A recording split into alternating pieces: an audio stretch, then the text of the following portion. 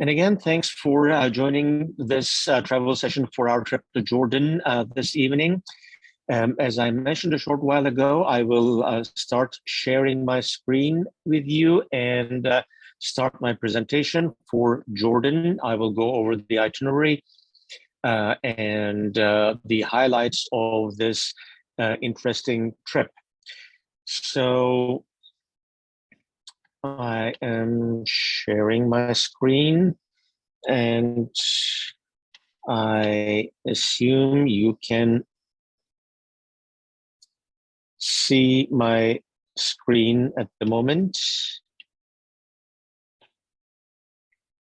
So this is our trip to Jordan in May, from May 5th to 14th. Jordan, an adventure in time, 10 days, 8 nights. This is a very good time to visit Jordan. Now, Jordan is an Islamic country, as I'm sure you know, and there is Ramadan, the feasting month. And during that month, all the activities are kind of subdued. And so we wanted to avoid that for 2023. Ramadan will be in April. So we arranged our trip in May so that we will be there after Ramadan at a good time of the year. And Jordan, now this is a map of the itinerary. I believe Jordan is one of the totally underrated and neglected destinations of the Middle East. There's Turkey to the east, not an immediate neighbor, but an attraction itself. And there's Egypt here, there's Israel here. So in the region with these three big names, Jordan, unfortunately, did not get the interest that it deserves. It is a totally interesting country, and as we're going to see, it shares most of the history with the surrounding countries, being just in the middle of Syria to the north, Iraq northeast, Saudi Arabia to the south, Israel to the west, and by way of Gulf of Aqaba, Egypt to the west. So partly just we can say it is located in the neighborhood of some problem areas for the last 2 decades at least. So that also made Jordan a kind of unattractive maybe, or neglected in the sense of tourism. But as we'll go over the itinerary, as we go over the highlights and the history of the country, we will see that it totally deserves a long visit, and a very interesting country with its history and culture. Now, Jordan, this is a semi-constitutional monarchy, a country with a population of 11 million, area of 35,000 square miles, which roughly corresponds to Indiana, if we compare with the US states. And the official name is, now let's just close up and let's see a close-up map of the country, Hashemite Kingdom of Jordan. This Hashemite Kingdom, this comes from the Hashemite dynasty. Now the King Abdullah II, he is the grandson of the founder, Sharif of Hijaz, Sharif Hussein. Now, if I go back actually just to mention one thing, before, well, at the end of the 19th century, beginning of 20th century, before Saudi Arabia was established, this area was under the dominance of Ottoman Empire in the first place, and French and British were trying to just come in and divvy up all this area between themselves. And at the time, this grandfather, Sharif Hussein, he was the Sharif, that is a title actually given to the honorable people who are from the lineage of Prophet Muhammad. He was the ruler of Hijaz, which is Mecca and Medina to the south, if you can see my cursor, which is the holiest place in the Islamic world. Mecca and Medina, the holiest place with Kaaba and the location of annual pilgrimage. So he was the ruler of that area, and he is the founder of this Hashemite family. And as the things developed with the local wars and Ottoman Empire losing power and the First World War and everything, this Hashemite family established or tried to establish their own kingdom down there. But with the establishment of Saudi Arabia and dominance of Saudi power, they had to move up north where Jordan is today. And with back and forth negotiations with the British, eventually in 1921, they got their independence from the United Kingdom and formed their Hashemite Kingdom of Jordan in 1921. And still from 1921 to 1946, they were under British protectorate. So after this brief introduction, I will say the capital is Amman, and our trip will start with a flight to Amman. We will start our trip. Now, Amman, the capital and the biggest city of the country, it has a population of about 4 million people. So that is roughly a little bit less than 40% of the total population of the country lives in and around the capital city. As we see here, a panoramic view of the city, it has a downtown, a modern center with high rises, surrounded by low-rise residential areas. But this is not the whole thing, and this is not the only thing that will be of our interest. It is the Old Town, the Citadel Hill, which goes all the way back to the settlement, goes all the way back to 8th millennium BC. So during our time in Amman, in the capital city, we will visit this Citadel Hill. And it is totally, it may sound, totally out of place, but we need to remember that starting with the 2nd century AD, all this area was under Roman domination. We will go over that when we go to Petra and talk about Nabateans, the original inhabitants of this area. And Romans took over from Nabateans in the 2nd century AD, and it was Amman of the time was a provincial capital with a Roman governor. So the remnants from Roman times are still there with this amphitheater. Its capacity is about 6,000 people, partially renovated and still being used for certain festivals and concerts in Amman still today. And up on the hill, the Temple of Heracles, again going back to 2nd century AD, we can see there was a big, huge statue of Heracles. Heracles or Hercules, the same god, a huge statue of that god, only parts of which we see just a hand here, a big size hand here, survives today. And on the hill, of course, the hill, even after the Roman period with the Byzantine, and after that comes Umayyad period with the Islamic period, starting with 8th century. The remnants of the Umayyad palace we are going to visit. Now, this is important just to remind a little bit of history again. Umayyad dynasty took over the Islamic Caliphate after the first 4 caliphs. That is at the beginning of 8th century. And their Now here we are going to see inside what remains of this palace, Umayyad Palace. Their capital was Damascus, and just they had huge buildings and palaces and mosques in Damascus, and actually the Umayyad mosque, the main mosque in Damascus, still survives today. And if one day we have the chance to go there, and I've been there a bunch of times, it is really impressive and it's worth seeing.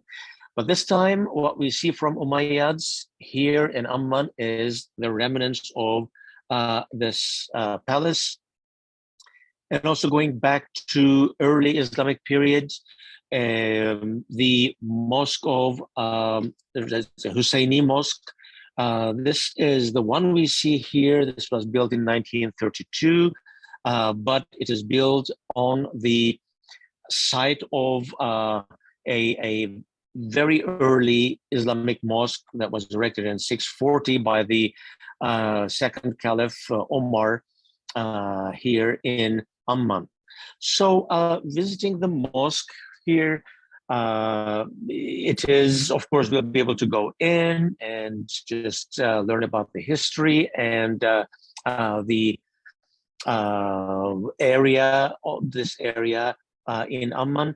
And it's also a big chance to interact with local people, as mosques are, people where places where people congregate, and the mosques generally are surrounded by just markets and shops and everything. So it is going to be quite interesting to be in this area and to socialize with locals and to get information about the history of this capital city of Jordan. In our next, in our day in Amman, we will have an excursion about an hour's drive outside Amman, visiting this area, visiting two locations, Jerash and Ajloun. Now, driving 1 hour, Jerash is another interesting and very important historic site, archaeological site. It has been inhabited since Bronze Age. It has been continuously actually inhabited. It is an interesting Greco-Roman settlement. The name at the time was Gerasa, and the Roman settlement we are going to visit. This is, for example, a Nymphaeum, which is a monumental fountain in the center of the city, a colonnaded arcade with a colonnaded forum entrance to the city, and the Arch of Hadrian. Now, the Roman Emperor Hadrian, he visited the city, Jerash, in 129 AD, and to honor his visit and to commemorialize his visit, the city folk erected this gate in around 129 AD. So it was at the time a quite big city with a estimated population of about 20,000 people. So we will have a chance to spend some time here and get information about the history of this area, going all the way back to Romans and before.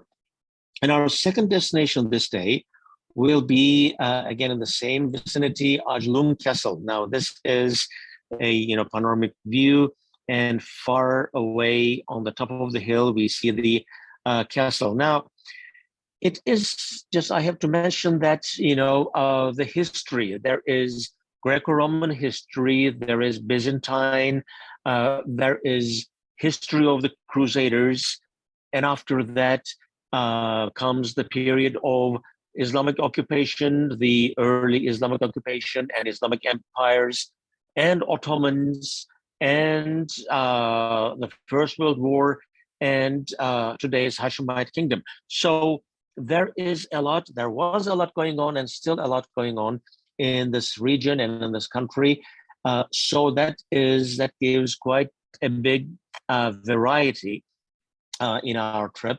So this is from Crusaders period. Just let's zoom in a bit. And this is Ajlun Castle, a small, relatively small Crusaders castle from 12th century.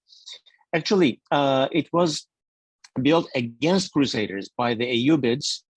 I'm sure you must have heard of Salatin Ayyubi, the commander of his own dynasty, Ayyubi dynasty that he formed in this region. And we will visit this castle, learn about the history of Ayyubis and the Crusaders. This was built as a just to watch the trade routes and the coming armies, Crusader armies, at the end of 12th century, beginning of 13th century. And the main Crusader castle we are going to see just 2 days after this. And we'll talk about that. And this is really quite interesting. So our days in and around Amman, we'll spend 2 nights in Amman, 1 day in the city and 1 day outside visiting Jerash and Ajlun. And on our next day, we will drive south from Amman, south to Dead Sea. Now, when we talk about Dead Sea, almost everybody thinks about Israel. Now, Dead Sea is shared between these two countries, Israel and Jordan. And it is located in the Jordan Rift Valley. And there's only one stream, one river coming into Dead Sea, that is the Jordan River, which is which forms the boundary between two countries, and actually the West Bank and Jordan. So it'll be interesting to see Dead Sea from this side. If you have been to Israel before, most probably you must have seen Dead Sea from the other side, from Israel's side, and it'll be interesting to see the Dead Sea from Jordan side. Now, Dead Sea, as I'm sure you know, it is the lowest land point, about 1,400 feet below sea level. And the deepest point is about 1,000 feet deep. And its salinity is very high, it's about 34%. So just we will go there and you will stay at a very nice resort, and you'll have the late afternoon, if you like, to just dip into the Dead Sea, and you will see that, as we see in this photo here. Just you will float basically because of the high salinity. Just you will not, sink, and you don't have to do anything. Just rest and read your book or paper, as displayed us here in the photo. So Dead Sea is one of the main attractions of Jordan, as it is in Israel. It has been throughout history too. Dead Sea supplied the asphalt to Egyptians that they used for mummification. It supplied this mud that you see on this person here, that even today people use or think and accept its beautifying qualities because of the minerals in it. So still they sell certain concoctions and creams that are made of this mud of Dead Sea, which you can still use.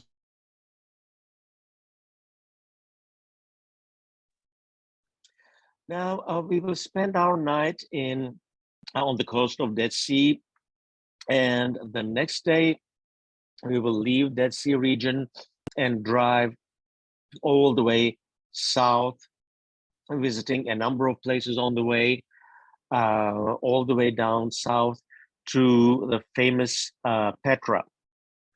But the route that we are going to cover, now let's go over that on the map.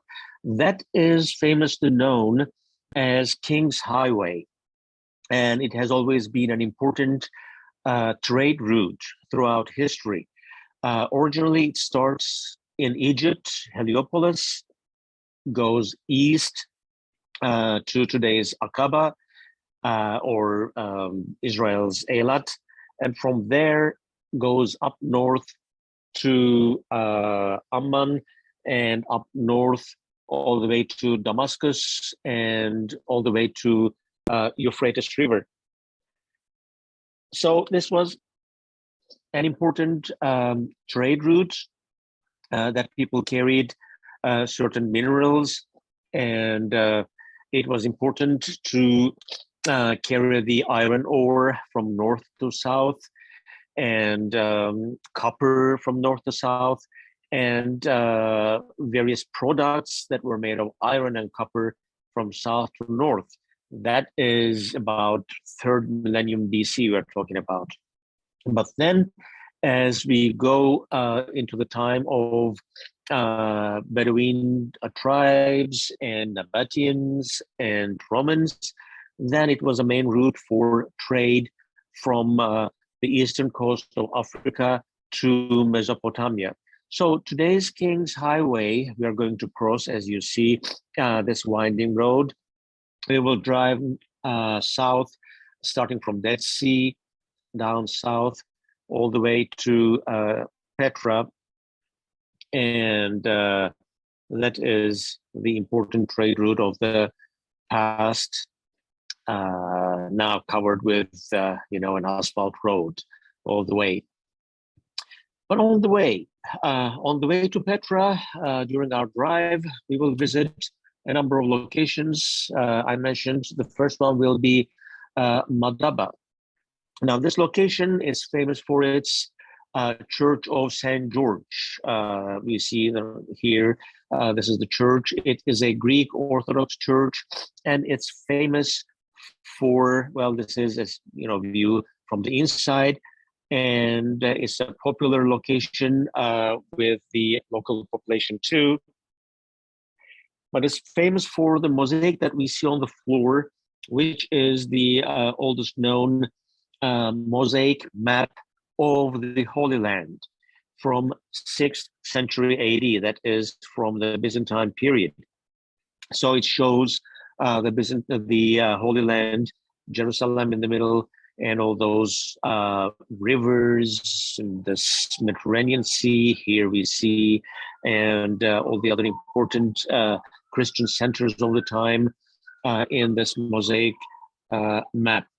So this is one of the places that we are going to see. Also the archaeological park that surrounds the area with mosaics from Roman and Byzantine periods. The second location we are going to see on our way to Petra will be Mount Nebo. Now, this is Mount Nebo. We see from a distance. It's about, it's a small hill actually, about 800 feet from sea level. And this is the biblical location. This is view from the top of Mount Nebo. This is the biblical location where Moses was granted a view of the promised land before his death.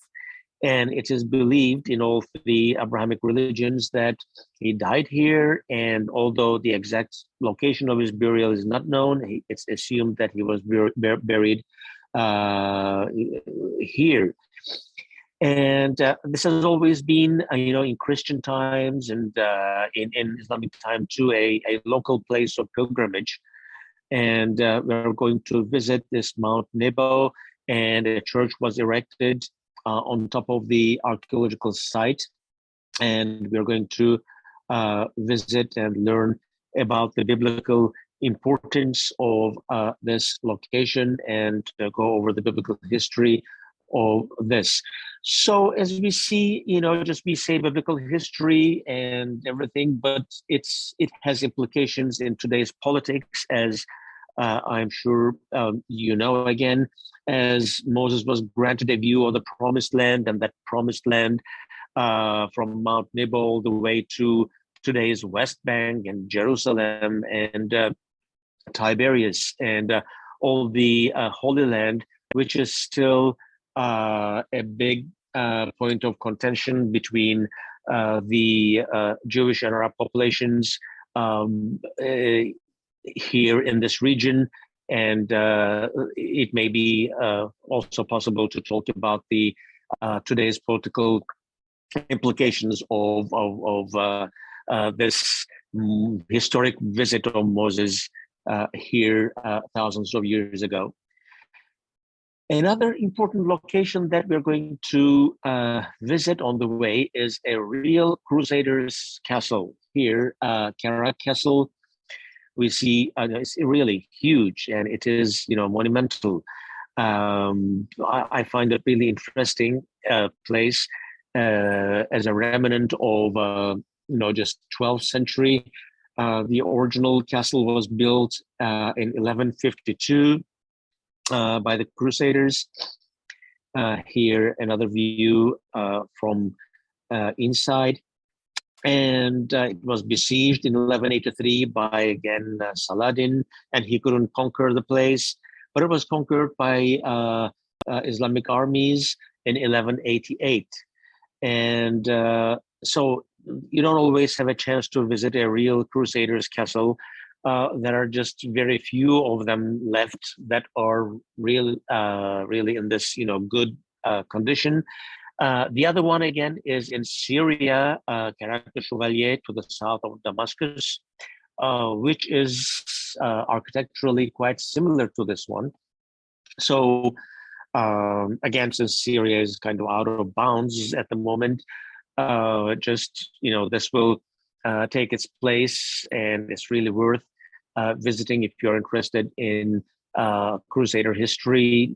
And also it gives us a chance again to think about and understand the implications today of the existence of Crusaders over there in 12th and 13th centuries, and how it changed the population, the politics of the area that still lives even today. So just we'll have a chance to talk about that in this location together with the Crusader history. And our destination here is Petra. Now, when we talk about Jordan, of course, the almost only location that everybody knows about is Petra. That is the highlight, the location that everybody knows about, and most of the people go there only to see Petra and nothing else. But as you see, until now, there is a lot more to see. But of course, Petra, just I will admit, is still the highlight.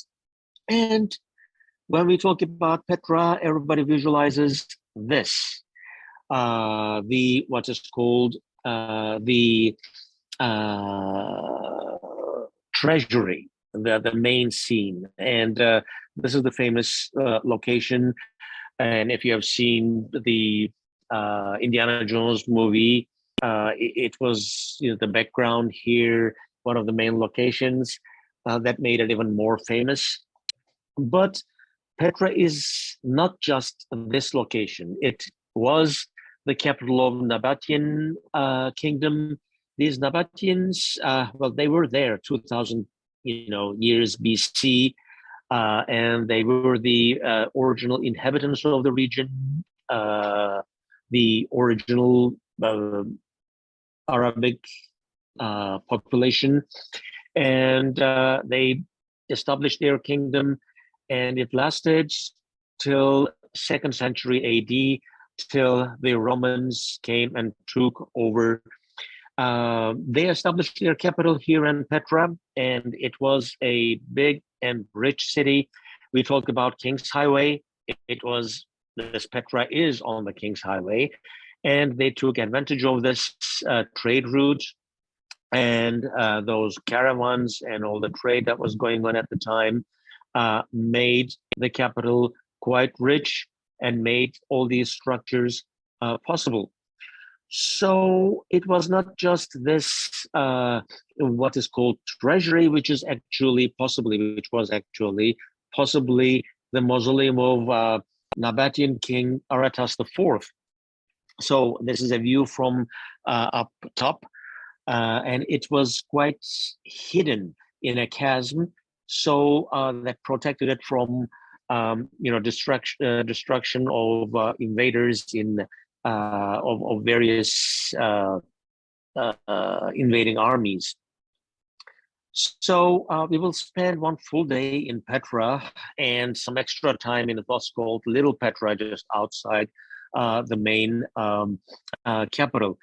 And we will learn about the structures. Most of these here, they are rock-carved rock tombs and mausoleums.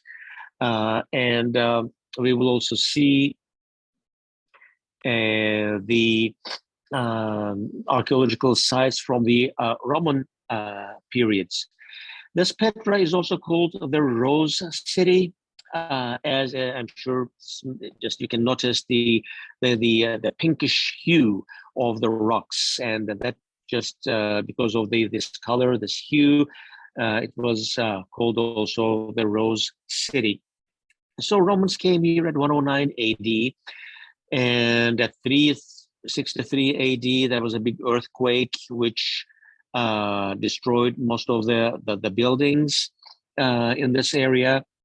And it was mostly, it lost its significance because of the dominance of sea routes. The King's Highway lost its significance as a trade route. So Petra and other Nabatean cities lost their significance in time, and they were neglected. And mostly, just nomadic Bedouins used to live occasionally in this area. And it was unknown to the Western world till the beginning of 19th century. It was kind of rediscovered in 1812, after which, gradually there has been excavations, and it came to prominence in Western archaeology. And here, one more scene, one more photo. This is more from the Roman periods, from second and beginning of third centuries AD. And this is what's called the high place of sacrifice. And even today, people believe that Prophet Aaron is the brother of Moses. He was buried here, and among Christians and local Christians and Muslims, the place is a local site of pilgrimage. So we will spend one full day here in Petra talking about its significance and seeing these interesting locations, not just the main site that is just famous in all photos and movies. Now, Petra, on the map, if you see, it says Wadi Musa. That is today's name. Petra, that is the old name given by the Romans. And our next location from after our visits in Petra, and we'll spend 2 nights there, we will drive to Wadi Rum. And down south here, this area, Wadi means valley, so Rum Valley. It is the biggest valley in Jordan. It's a valley cut into sandstone and granite. It's the largest valley, as I mentioned. So we will have 4x4s, and we'll drive into the valley. There is a desert section together with the rock formations. So we will have an excursion in the desert, in the sand dunes. And we will stay in a very nice desert camp here. This is the view of the desert camp that we're going to stay. Now, the history of Wadi Rum, mostly it is in the history of Arab revolt at the end of the First World War in 1917. If you heard about the Lawrence of Arabia and have seen the movie of Lawrence of Arabia, just I'm sure you know about this Arabian revolts before and during the First World War against the Ottomans, and how they got their independence first from Ottomans and then partly French and partly from the British. So the Lawrence of Arabia, he was here just crossing, zigzagging north south. He was in Hijaz, which is in Saudi Arabia today, and going down south there, helping Arabian tribes organize, Saudis to organize, and coming up north here and helping the Hashemites organize. And in the end, the 1917 revolt and the Battle of Aqaba resulted in the independence of the Arabs from the Ottomans. But of course, history didn't end there. So we'll learn about and talk about this history. And just incidentally, I have to mention this. Now, this trip is in May. In January, we have a trip to Saudi Arabia.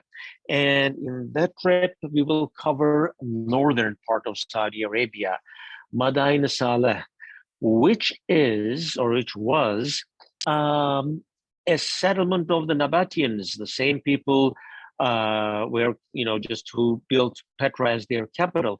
And we will visit all this area like Wadi Rum here, the continuation of this scenery and continuation of the Petra rock tombs and carved, into rock, all those formations. We will see in northern Saudi Arabia and the desert over there, and in the valleys in Saudi Arabia. That's also going to be a very interesting trip if you are interested. And if you can't join the trip to Jordan, you might want to join the one in Saudi Arabia in January. And we'll talk about T. Lawrence of Arabia and the Arabian Revolt, the history and independence of Saudi Arabia and everything on that trip. Just on the other side, of the southern side of the border. Well, so Wadi Rum is interesting in that sense, and in today it is interesting also as it was used as a backdrop, as a movie set on various movies. Of course, Lawrence of Arabia was partly filmed here, and it was filmed for the Red Planet and the Martian as the planet Mars, as the views are kind of Martian.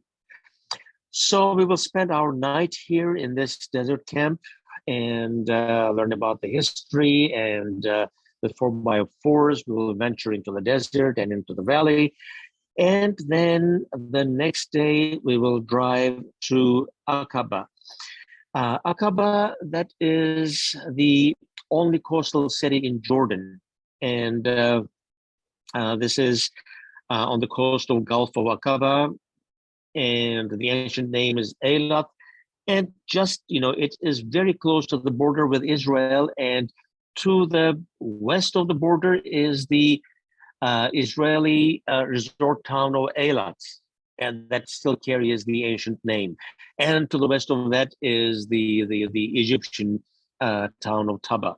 So this is where all these three countries, Jordan and Israel and Egypt, they come together. So we will drive to Aqaba. As I mentioned, this is a coastal town. This is the only coastal city in Jordan. And today it's mainly a resort town. Being the only coastal town, of course, it's mainly, very attractive for the Jordanian people to go down south here, to come here for its resorts and for the nice beaches and just spending some time in the Gulf of Aqaba.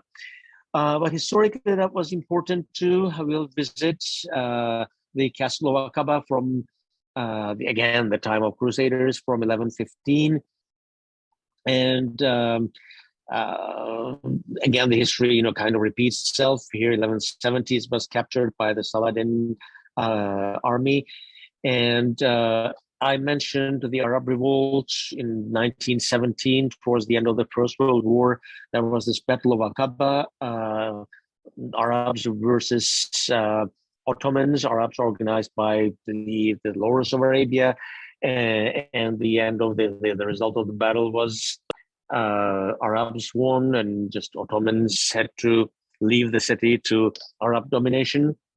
And so we'll talk about this history and spend some time in the castle, and we'll have some leisure time in this nice resort city. And then we will, the next day, drive again along or following the King's Highway up north to the capital Amman, and then we will fly back home. So this will be our 10-day, 8-night trip to Jordan, an adventure in time. Now I will stop sharing my screen with you and turn on my camera. So this is going to be a really, interesting trip, as I mentioned, covering different parts of history, and also just learning about today's Hashemite Kingdom of Jordan, which is politically, geopolitically very important in the region. We'll learn about today's country, of course, and its importance. So it's going to be in May, and I hope that you will be able to join this trip. If you have any questions, please, now this is the time, and I will try to answer your questions. This is Jermaine. What is the temperature like as far as for packing clothes that time of the year? Yes, May is a nice time. It is, well into spring. Now we need to remember that this is, mostly landlocked. The country is not landlocked, of course. To the south, it opens up to the Gulf of Aqaba, but up north in Amman, it has continental climate. So Amman and down south, it is quite different. In Amman, we can expect in May temperatures around mid-70s or a little bit high 70s partially. But the temperature difference between day and night will be big. So during the day, mid or high 70s. At night, we can have temperatures below 40s or lower 50s. And as we go down south, it'll be warmer in Petra, in Wadi Rum, especially, just some desert climate. So during the day, we can have lower 80s, and all the way down south in Wadi Rum and in Aqaba, lower to mid 80s. But again, in the evening, especially in Wadi Rum, in the desert, we can expect higher 40s and lower 50s. But just we don't expect any rain. It's going to be quite pleasant. That is, this is the correct time to visit Jordan, starting June till the end of August, actually till mid-September. It gets quite hot, so it's not pleasant to visit the country at that time during that period. Thank you. Sure. I have a question. So, Sure. I see we're gonna be there for, I think, 10 nights, 8 days. And most of the locations would tend to spend 1 day there. I think maybe one of them has 2 days. Isn't it gonna be too intense? And will we have enough time to rest or? The answer is yes. Now, 8 nights. We will spend 2 nights in Amman at the beginning and 1 night at the end. So 3 nights goes there, and then 1 night in Dead Sea and 2 nights in Petra and 1 night in Aqaba. So it is not that hectic, I would say. You arrive there, spend 2 nights in Amman first, so it's low paced, and then we drive to Dead Sea, but the driving distance is not that long. It's just we have some sightseeing in the morning in the capital in Amman, and then drive to the resort in Dead Sea and spend the afternoon in Dead Sea. That is also relaxed time. And then the next day we drive to Petra, visiting these places along the way. Now we have to remember that a non-stop drive from Dead Sea to Petra is about 3.5 hours. So that is the driving time, total driving time. And this 3.5 hours, we will divide in between 3 locations, between Madaba, Mount Nebo, and Karak Castle. So just, kind of 1 hour drive and then visit some place, 1 hour drive, visit another place. In between, we'll have lunch and then drive another hour. So the pace is not that hectic. Just always, we visit some place, we stop at some place, and we have lunch, and we have plenty of leisure time in the location that we are going to visit. And then we spend 1 full day in Petra, and so that is also nice. Spending 2 nights, that gives you opportunity not to pack, every morning, and then drive to Wadi Rum. Again, that's not a long distance, and spend about 3 hours in the desert, 4x4s, and spend the night there, and then drive to Aqaba again, a short drive, and then the final day, 3.5 hour drive back to Amman, and we'll spend the afternoon in the capital. Either we'll have leisure time, or depending on the size of the group and depending on the conditions at the time, we may try to arrange some special meetings, as World Affairs Councils do. So that maybe for the afternoon, depending on the conditions, as I mentioned. So the tour is short, but it is not that hectic, and it gives you plenty of time to plenty of time to visit all these locations at a reasonable pace. And also, just 2 nights in Amman and 2 nights in Petra gives plenty of time to kind of settle and get rest at the same hotel without packing every morning. Thanks. So 1 night in Aqaba. 1 night in Aqaba, that's correct. Okay. And then regarding flights, do we book, if let's say for all interested, do we book different flights from Houston to arrive at Amman, or you coordinate flights to make sure, since I'm assuming most of us will be leaving from Houston, so we all leave on the same flight? Yeah, we will coordinate the flights, and in the brochure, actually, just let me check again 1 second, please. I am just having the brochure in front of me here. And yes, now if you download the brochure from the World Affairs Council website, you will see the suggested flight schedule that is on Turkish Airlines via Istanbul. So May 5th, you fly from Istanbul to Houston, change flights, and fly to Amman, and you arrive there at 2:15 p.m. It's very nice, time of the day the next day. And on the way back from Amman to Istanbul, that is a very early morning flight on the 14th, in Amman to Istanbul, connecting from Istanbul to Houston. So the suggested flights are given on the or in the brochure. If you choose to do that, you can book those flights on your own. If you want us to book them, we can book them for you. Either way is good. That's fine.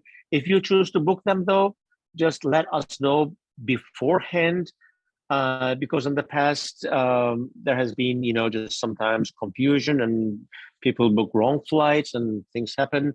So we want to make sure that you book, the correct flights. So if you choose to book your own flights, using your miles or using your, card with the airline and everything. There are different options for different people. So just let us know beforehand so that we can check and make sure that we're booking the correct flights. Thank you. Sure. Yes.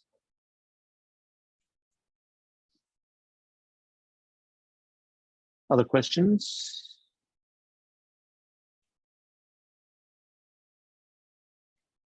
What about the cost? You've not mentioned the overall cost. Cost, well, it's not in front of me, but again, I will refer you to the website. If you go to World Affairs Council website, actually, let me try to do this here.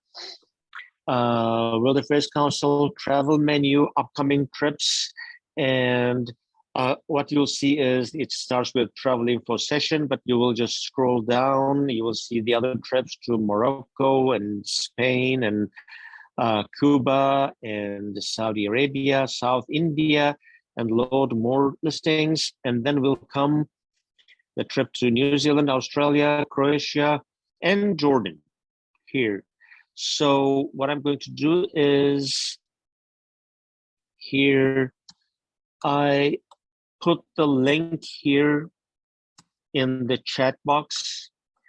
So the link to the webpage for the Jordan trip is now in the chat section. If you just open up the chat section of your Zoom window, you will see the link. You click on that, please, and that will take you to the Jordan trip webpage.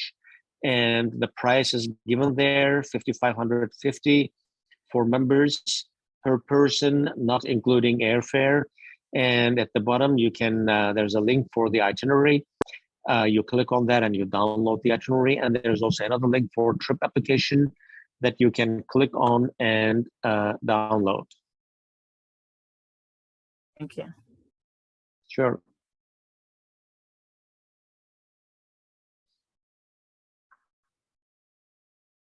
And then do we have to pay all at once, or we can pay in installments, or? Well, at the moment, I believe there is a $1,000 deposit for application, and then just balance will be due more or less 3 months before the trip. The exact dates, I'm sure, are given in the application form. As World Affairs Council Travel Department arranges those dates. Just I don't have a chance to check that. Okay, thanks. Mm-hmm.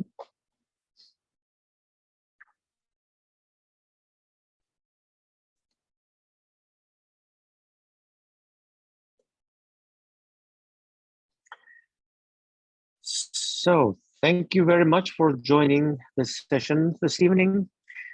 If you have other questions, now is the chance, and if not, then I'll wish you a good night, and I will end this session. And I hope you can join this trip to Jordan, and if not, World Affairs Council offers a number of other trips to various other destinations. Please check the travel pages of World Affairs Council of Houston, and I'm sure you'll find a trip that is interesting and that you might be able to join. So thanks again, everyone, and good night.